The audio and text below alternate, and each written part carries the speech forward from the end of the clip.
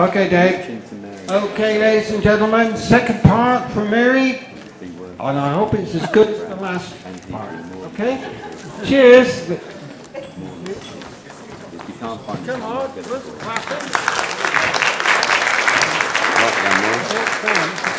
it. Welcome back. I hope you're ready to go further down my rabbit hole.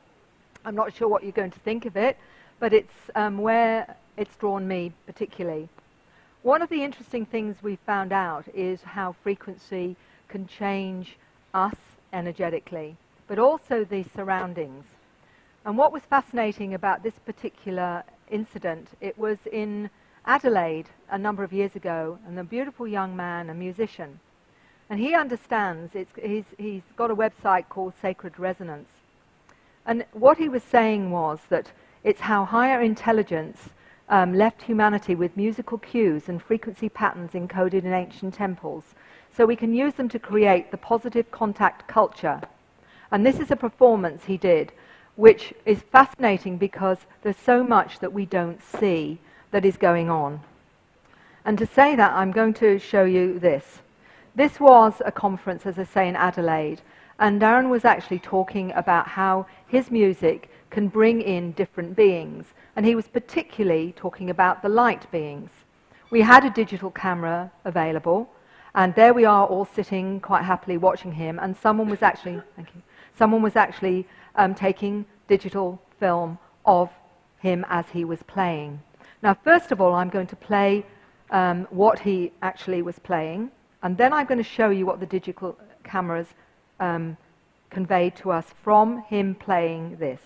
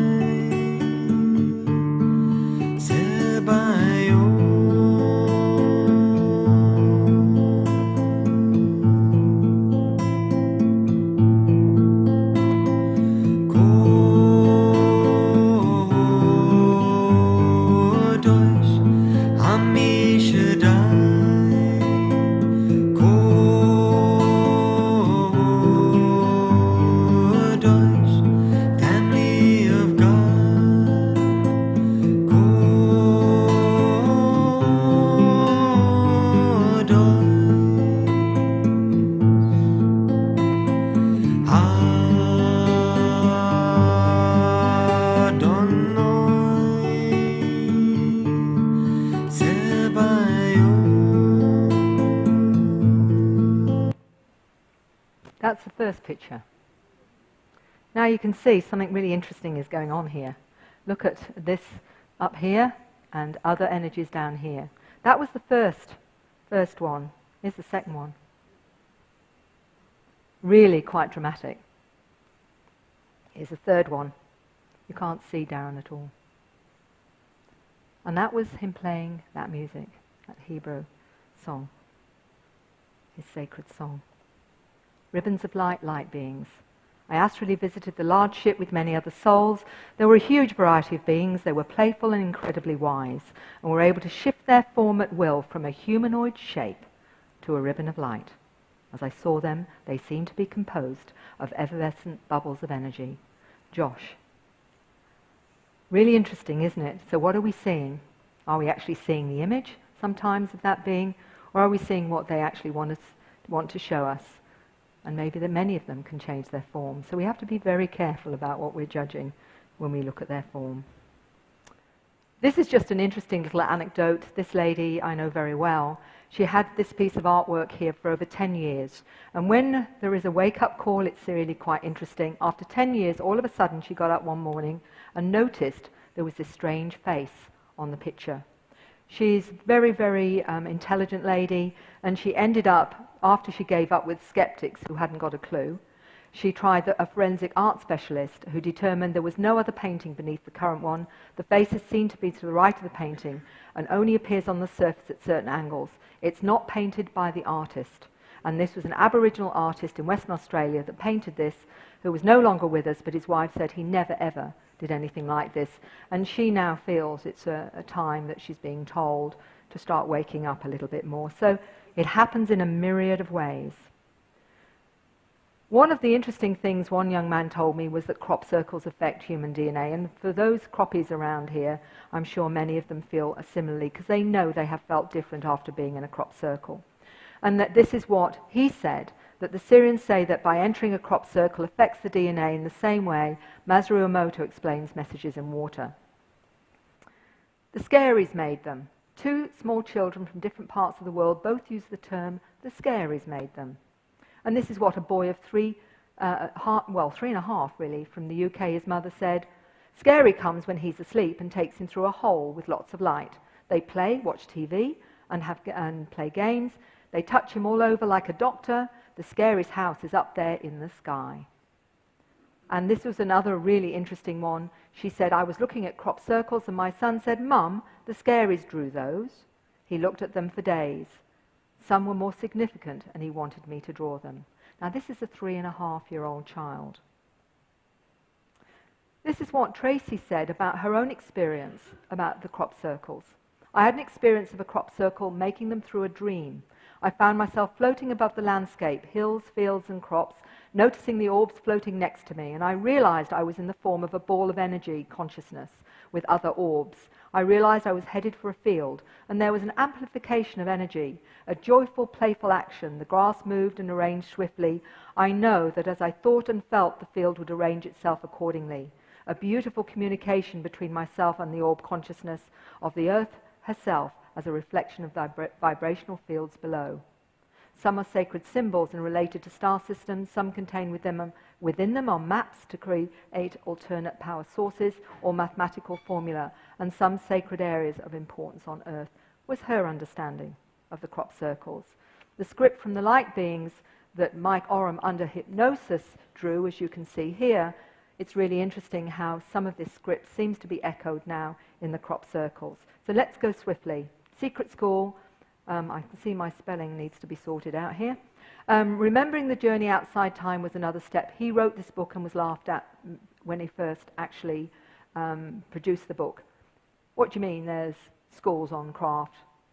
And what he described was one of the lessons he had on the craft as a young boy when he remembers going to a specific field. And he learnt this: 9 lessons involved in the manipulation of time, because learning how to use time as a tool is the key to reaching higher consciousness and a real relationship with the beings. Is he the only one? No.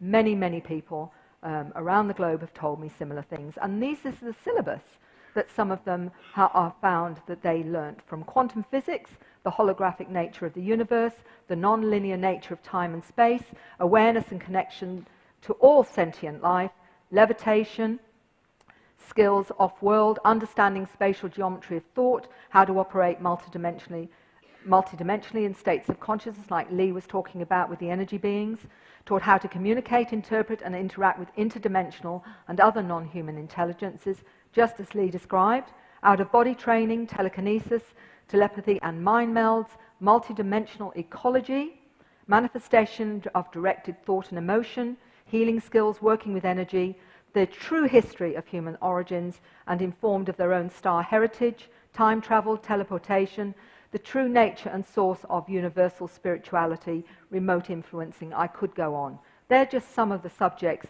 children are taught on the craft as young as 2 or 3 years old. Because here is one here.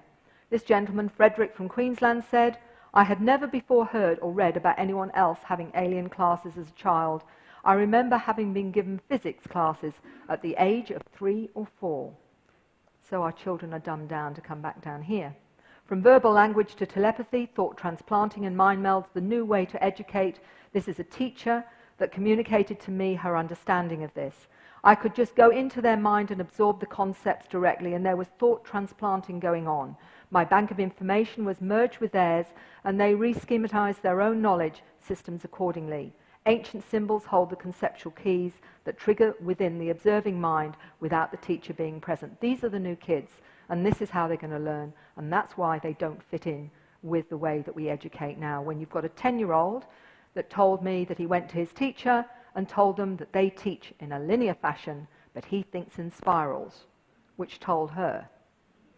They are teaching me so I can teach the adults. Kathy, 9 years old from Northern Europe. Everything is possible, we just need to believe it. The light orbs are sent here to protect us. My little brother has a blue orb to protect him. And she said something really interesting to me. She said in the next 5 years, from 2012 to 2017, she said, is going to be a very crucial time in human evolution. I am here to help my family wake up. Everyone is sleeping. 50% of the people on the planet are starseeds, but many get lost. Only 20% will remember who they are. Why don't they listen? Children are programmed. The teachers just push the keys. The stress of modern living extinguishes their inner core, their light. It's like a virus. We lose the knowledge we had in the beginning. And you've been hearing about this today already. So starseeds with multidimensional sight. This lady described her son was sick, was looking into the air. She said, what are you seeing? He said, I'm seeing my blue energy body. There are blocks here that have made me sick. In a couple of days they will be gone. Unfortunately, I'm not sure of how much I can show you of this, but I'll give you a little bit of a taster because I would like to show this. I'm going to have to speed it through. This is 8-year-old Paul, how he was educated on the craft with school friends and non-humans. Yes. Could you say a little bit about that again? Sometimes when I go off on the craft, my friends are actually, some of my school friends are in pods, or they're around in a circle with other beings and me, and we're doing complex maths or learning about history. Okay, so sometimes that you're there learning things with, and the school friends that you actually see there, those particular school friends, do you ever talk to them about this or discuss it with them? I did once, but Mum kind of went crazy. I tried to help her more. She said, no. Just because I didn't want you to be labelled as someone that might be a little bit different and be treated differently than other children. Not because I didn't believe you, but because I didn't want you to be treated differently.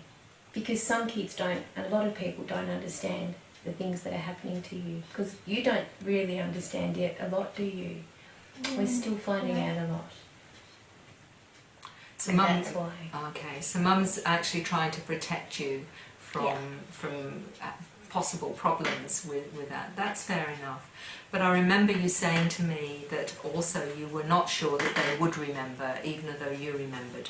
Do you remember you saying that to me? You weren't sure. And when you were on talking about the pods, can you say a little bit more about what they were like? They were like an oval, like his head. Oval like his head. Okay. Like that kind of oval. Yeah. And we were inside them, we couldn't move, and there was this weird liquid around us. And what was the liquid like? What did it feel like? Did it feel like water or something different, or something like jelly or something like that? What did it feel like? Something not water, not like water and not like jelly. Okay. Was it sort of in between, or what did you feel like with it? I couldn't move. So it kept you still. Okay. And when you were aware of that, what were you feeling? Was it scary or? I just thought it was a dream. Oh, so it felt like a dream to you. Okay. And could you see through the pod that you were in? Could you see anything?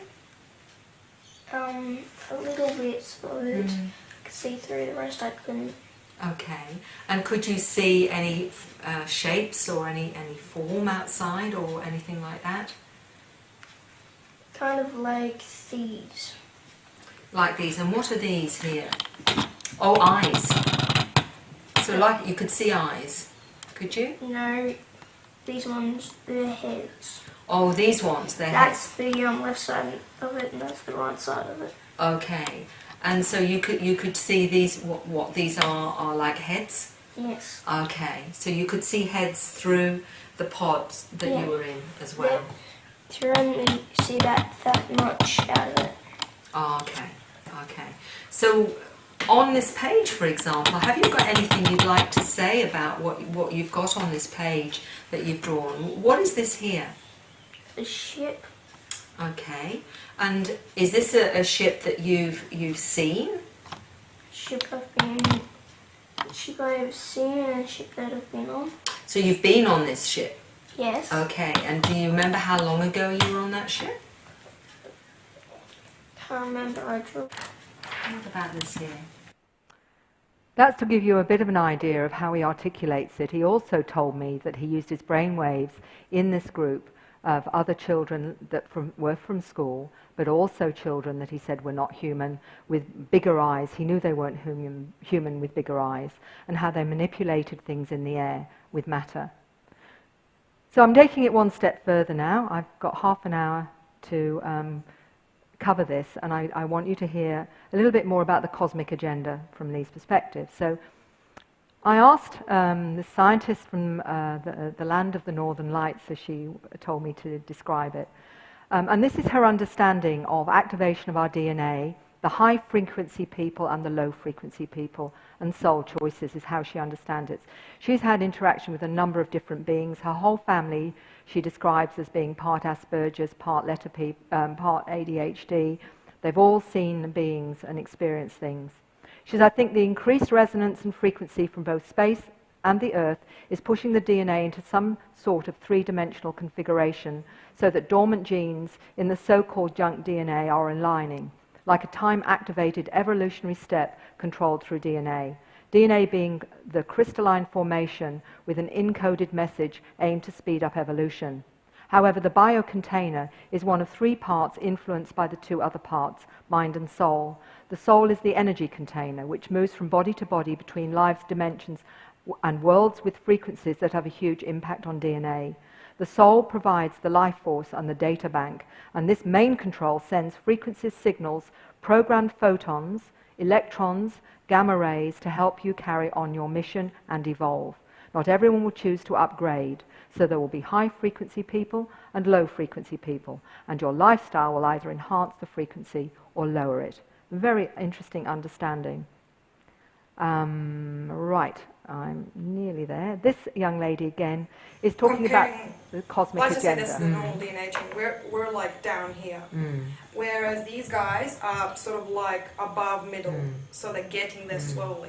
But yeah, that's the sort of line that we're getting to. So in terms of you coming to the planet and doing what you're doing, does this mean that we're actually in a transition to another level in terms of our own evolution? Exactly, yes we are. We are actually, Homo novus are actually, they do multiple jobs, but the main job is to make sure the human race survives. They know, like the ETs know, humans are in great peril. And they're doing everything they can in their power to prevent destruction, whether it be ourselves or planets or everything about it. So they send us to make sure, like, to do, like, try and wake them up through your drawings, through your music, through politics, through all our talks, all sorts of things, find out telepathically, ley lines, read people's minds, just find out what's going on. But deep down, we are trying to also, at the same time, we're trying to push from Homo sapien to Homo erectus. So it's pushing up as well. So we have the next generation of human, because everybody born above the year 2001, 2000 is a Homo erectus. They are, like, it's already here, there's no way to it. And that's why children are incredibly important to Homo novices, because not just because, of course, they're children and they're innocent, but they are literally the next step. And they will be able to do things that Homo sapiens will never be able to do. And they will know things that Homo sapiens never dreamed of. And it's just, and that's why they're so important, because they are going to save, they're going to be the future, and they're going to help. They're the ones who are going to open up to ETs, who open up to all of this. And so that's why they're so important, And it's huge. Yeah. And another thing, they Homo erectus, they do not actually fully function, they do not fully awaken until they hit their pubescent years, which just so happens to be around the time when first contact is supposed to happen. So around 2013, 2012. So your sense is that this is a crucial Yes. next few years. Everything is coming Yeah. together. I mean, Yeah. like, I knew there were certain things happening. I knew that was coming together, but I had no idea that everything that we were doing is literally equaling it up to that. The amount of planning that the ETs have done is just incredible. It's like, I can't even organize my sock drawer. It's just like so, you know, it's just incredible. So you get a real sense of the immensity of what is being done on all those other levels. Yeah, it's just, I try to imagine, but the thing is, like, okay, you're just a conduit, you're not there yet, you still have a lot to learn. I may know a lot comparing to some, but I don't know everything, and I'll freely admit I know like a thumb, like a finger comparing to everything. I just barely know it. So yeah. One of the things that I'm very grateful for, and I think she's quite an incredible young lady, and what she's saying is really interesting because I get this kind of corroboration time and time again. I just find that she explains it in such a beautiful way. It gives you a sense of the people that I'm meeting and the way they describe this. And you can make up your own mind how you wish to believe or what you wish to believe.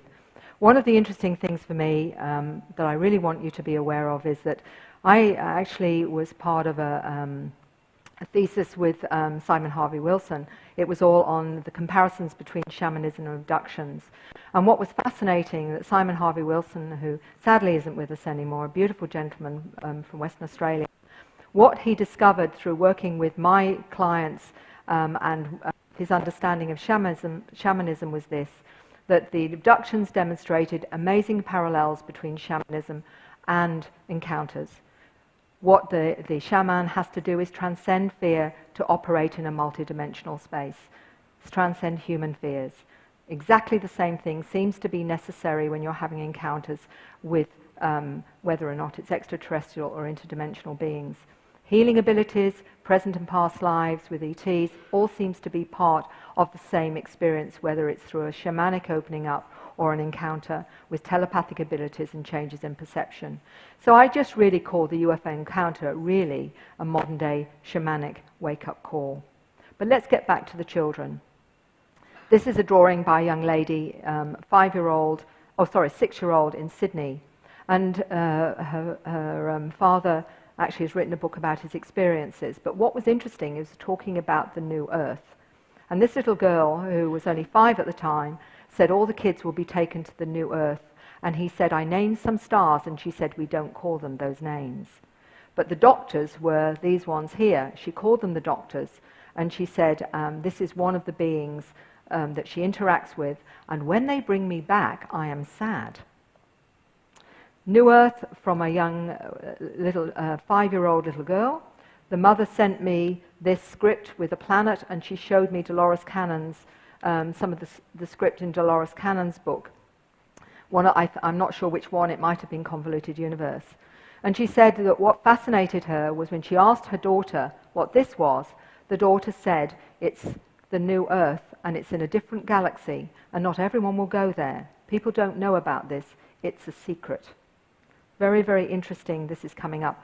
And now I want you to just hear how one young lady, a 7-year-old, describes how some children, or some of us maybe, are going to this new Earth. Listen to the way that she describes it, because that in itself, whatever you make of it, is a very, very fascinating.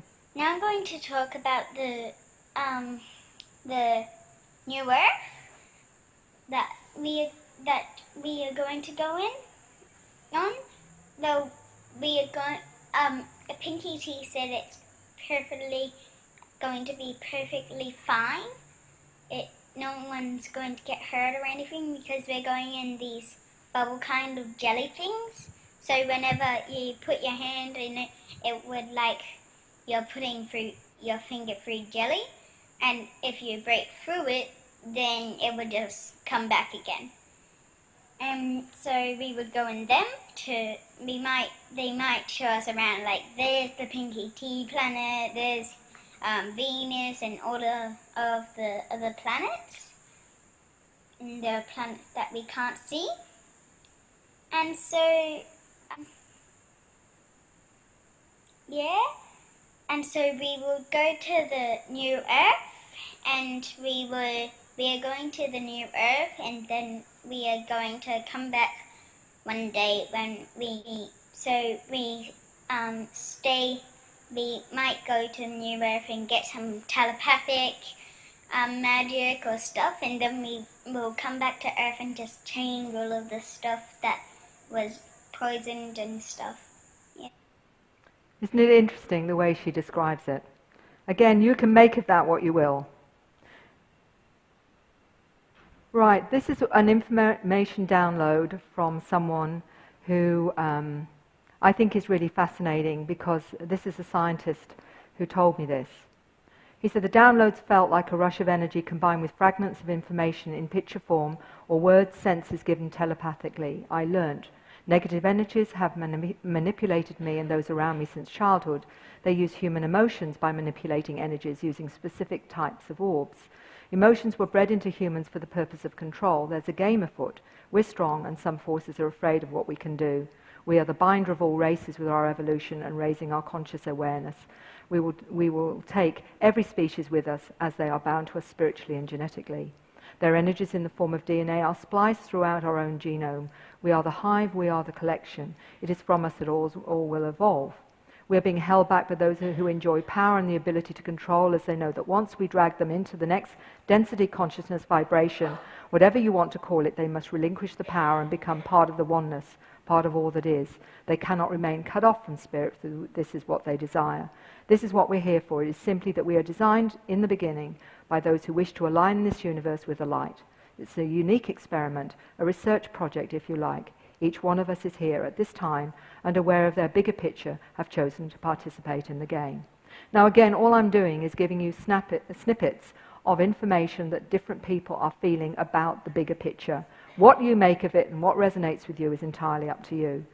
This wonderful drawing here is by a young man who believes he's from Arcturus, and he communicates with light beings and technologies, resonating, he said, at pure light and technology of crystalline generators, which he says raise the vibratory level of the crystal world by crystals around a pyramid.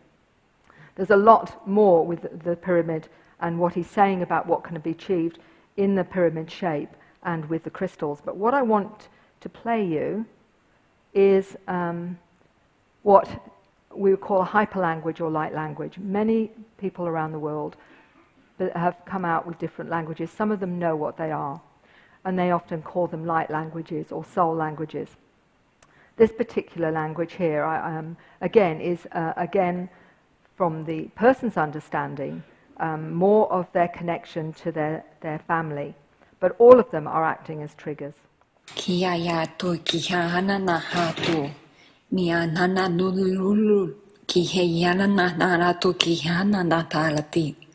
Tialata akariti talati hanandatukutu. Niayakuita altuke nanalato. Iayano no nanalo kohena nalatalati. It's very interesting because I've heard some that are very, very similar, and I will play you another one in a minute. But this young man, who's a teenager, you think would be into his iPad and looking at the prettiest girl down the road, is drawing symbols like this and images like this and building things like the pyramid. 16-year-old, very, very unusual in our terms for a 16-year-old boy to be interested. Only I've met other teenagers interested in or doing similar things. But let's look at what does it really mean. This physicist looked at the images from Deborah Lapatina from the US, and this is what he said. Many of these glyphs are actually formulas on their way to forming matter. And this is how she describes it. Like formulas and cosmic language transmissions, it's hard for me not to sing, as singing the frequencies is an integral part of the transmission. These languages carry billions of bits of information in a bridge format. Human language is linear. Speaking, singing light language feels spiral and wave-like. What did the 10-year-old say? Sensation of being awash with layers of knowing that is understood but cannot be articulated in a linear word string. Advanced beings use telepathy or direct thought transference. Just hear a little bit of how she does one language.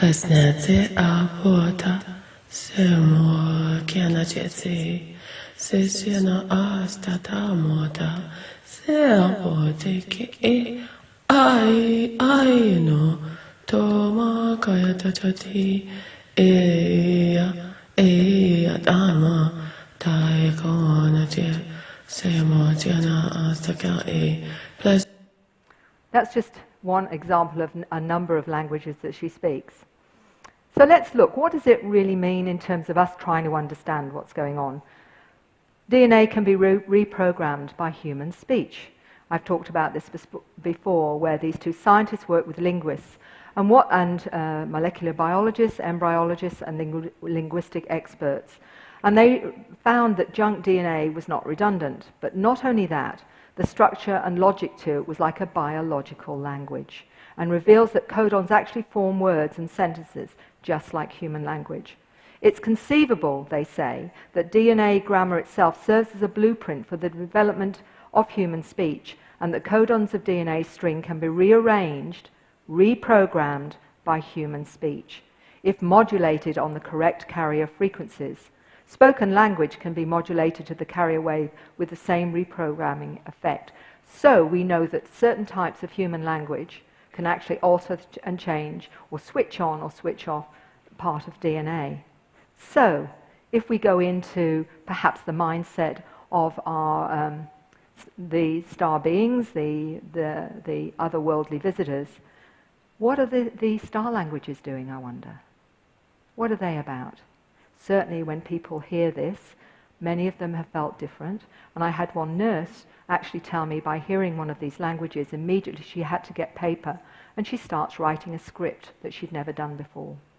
So something is being triggered and maybe changed on a deeper level perhaps that we're not aware of.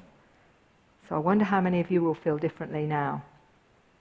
And here we go. If DNA can be influenced and reprogrammed by words and frequencies, and if DNA is not just responsible for the construction of our body, but as they believe, data storage in which communication follows the same rules as language and just requires the right frequencies to be reprogrammed, is it possible that the star languages they call light languages or universal languages, the new frequencies, which may also reprogram or alter human DNA as human language appears to do? And a little bit more, I'm rushing through this final bit here. This lady from Northern Europe contacted me. She said, she was told by a voice when she was pregnant with her daughter Kathy, a voice told me my children are not mine, they belong to no one. My daughter gets important messages in ET languages. Remember, she's 9. I showed her your presentation when the lady does healing and writes in ET languages, and my daughter responded in joy and excitement. She knows what I've written. My daughter has helpers who guide her and teach her. They're here to help humanity with the awakening. Kathy told me, we all originate from Dayland. Dayland is where the light lives. There is a being which has no gender, I call an ultra-terrestrial, and where light and love and the angels live. My guide, she said. Imoka is blue with no hair or ears, human eyes but bigger. The green being is male. She's got the drawing there. She does the scripts. And she said, my friends are here all the time. It's dangerous to come and help here because memories can be deleted at birth by education, also by birth, by education and drugs. This is a 9-year-old. My 9-year-old has healing abilities, speaks healing words in ET language to purify water. It tasted different after this. She says the languages are from a place outside of the universe. And interestingly, we know a little bit about water now, don't we? Children who can heal with water with star languages. I asked the scientist in Northern Europe. She says, I have no problem with that. The spiral formations I've been working on with my water research are loading energy back into the water and helps healing, recharging, strengthens the energy field and the aura, whatever it is pointed at. Rightly used, it could be bliss for humanity in rebuilding our earth. Healing works on a cellular level, whether you believe it or not. The healing from my hands affected the protein binding to a gene P53, which plays a role in turning genes on and off. And we all know about Masaru Emoto and Messages in Water, where he shows that water can be changed by not only music, by prayer and language, but also by intent. So it's really interesting that we're finding this about how important water is, and we are, after all, 50 to 70%, 75% water. If star language frequencies can alter the nature of water, what effect may that have on the human body, or even DNA, when it is spoken? DNA transmits information to our consciousness because they found that it creates disturbing patterns in a vacuum, producing magnetized wormholes, microscopic equivalents of the so-called Einstein-Rosen bridges in the vicinity of black holes. In other words, instant information through time and space, and explains phenomena such as precognitive insights, clairvoyance, intuition, telepathy, past lives, remote acts of healing, etc., etc. So there's a lot going on in the quantum universe. And some of you have may seen Rochelle on one of my DVDs, where she's healing with sound. Again, sound keeps coming up. So what's the evidence that there may be other things helping this upgrade? Mitz Batros, who's a scientist, author of Solar Rain, is evidence that the sun produces charged particles affecting humanity. Solar cycle 24 has begun. The sun's activity is 50% stronger than cycle 23. This wave affects not only the planet, but the human body's magnetic field and human emotions. Batros believes that the magnetic influence of the sun will usher what's described by our ancient ancestors as the transition, beginning a new state of being. Humans evolving into Homo noeticus to Homo novus is really what Lee is talking about. And for me, that's a very interesting one, because she, again, if I've got time, I will quickly show a little bit of what she has to say about that. We're almost at the end. Okay, so what is this all about? Communication with our galactic neighbors and interdimensional intelligence involve multidimensional education by numerous non-human intelligences, both in the physical, contactee, spacecraft, out-of-body, astral encounters.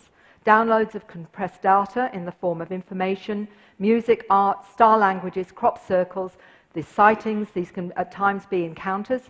When you see in a craft, there's sometimes a download, whether you're aware of it or not. Past life recall to assist understanding of our star heritage.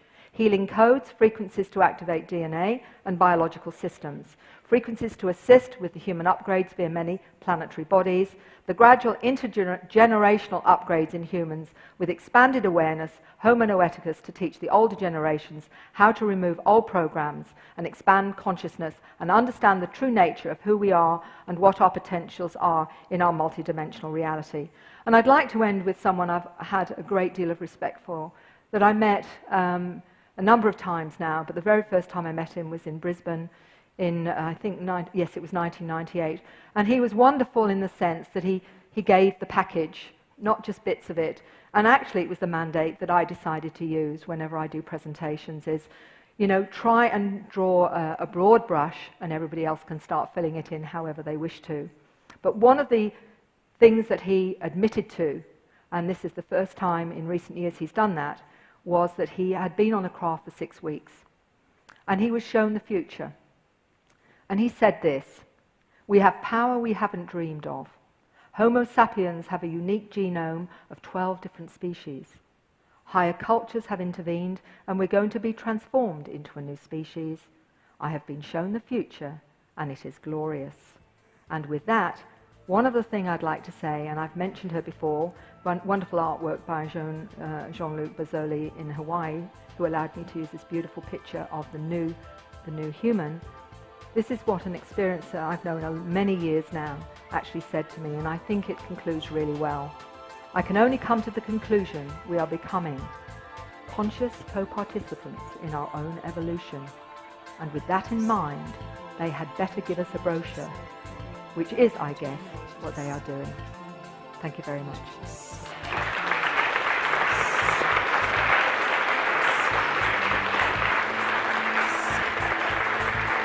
Thank you, Mary, for finishing right on time.